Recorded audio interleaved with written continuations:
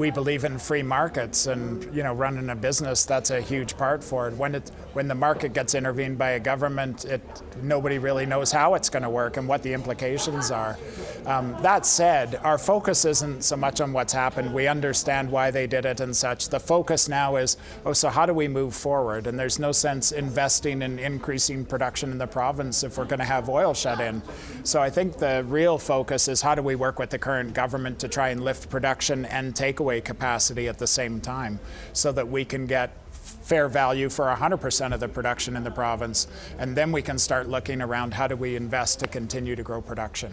Well, that's part of the question as well. We're seeing a lot of free cash flow, and there's some speculation about possible M&A opportunities. Where do you see growth moving forward?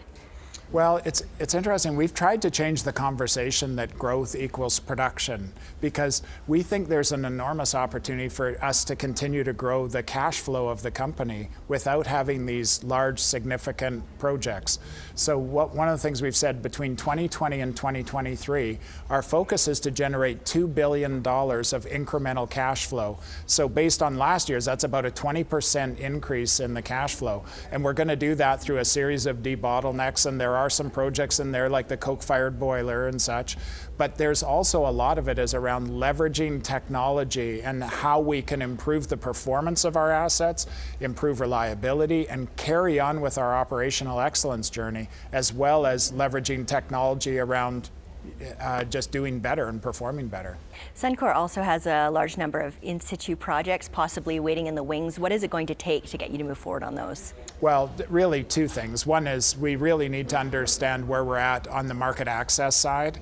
It's these projects, the cost of moving crude by rail is about twice what it is about moving by pipeline. So there's no sense us putting new facilities and doing significant investments and then shipping it to market in an inefficient way. It just doesn't make sense to us. So we need to understand where we're at on the pipelines. And the second thing is we need regulatory certainty and making sure that we have the approvals in place so that we are not going to get held up as we go through and invest in this. And then the last piece is we need to finish our technical work and such to make sure and feel comfortable that we're going to get a good return for our shareholders. In terms of market access, we have a new government here in Alberta. Jason Kenney, the new premier, has said that he's going to take a much more aggressive stance, possibly even turning off the taps to BC. Do you think that's something that would work? Well, from our perspective, we believe in free markets, and our customers, although our refinery is sitting in Edmonton, it literally provides product from the coast all the way through into Manitoba, all across Western Canada. So we've had many of our customers in BC for decades. And so, our hope is that they'll come to a negotiated settlement, because the last thing we want to do is be impeded from serving our customers. One thing I'm really interested in is you personally have worked on a number of the Aboriginal initiatives at Suncor, particularly the East Tank Farm. We know that there's a whole coalition of Aboriginal groups that are looking to buy the Trans Mountain pipeline. Do you think that's the best way towards getting this pipeline built? Well, I think it would be a great way to see that happen, because we would love to see the First Nations and Indigenous peoples of the country participate in that. When you look at average incomes and you look at the standard of living and the challenges that they face, many of them are looking to try and figure out how do we join in the journey of the economy, and how do we pay for education and healthcare and looking after the elders. Those are huge challenges on many of the reserves and with Indigenous peoples across the country. So this is an excellent opportunity, and one of the reasons for that is it can provide long-term stable cash flows, literally for decades, that then they can start planning long-term around some of the investments they would make in their own community and their own people. So I'm excited about that potential, and I hope that's part of the solution.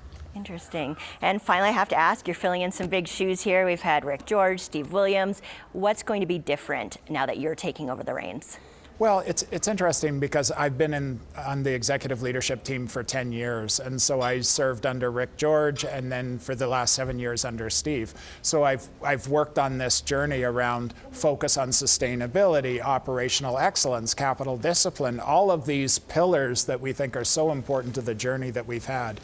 But one thing that will be different, and it's not that Steve and I have disagreed on it, it's just the natural evolution of the company. We've worked on some really interesting technologies, everything from robotics and artificial intelligence and other digital technologies.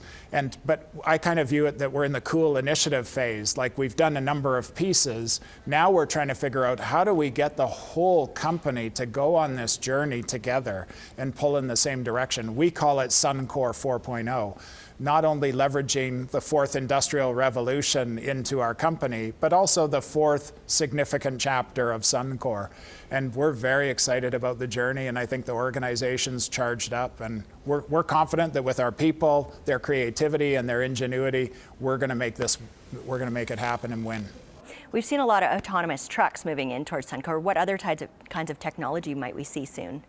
We're actually working with artificial intelligence, like the mining business right through to chemical processing. It's very complicated. It's all sorts of different disciplines of engineering, geoscience, operational attributes and stuff. So we're getting it to help us understand the interactions of all of these complex parts, some of which work in a batch mode and some of which work in chemical processing.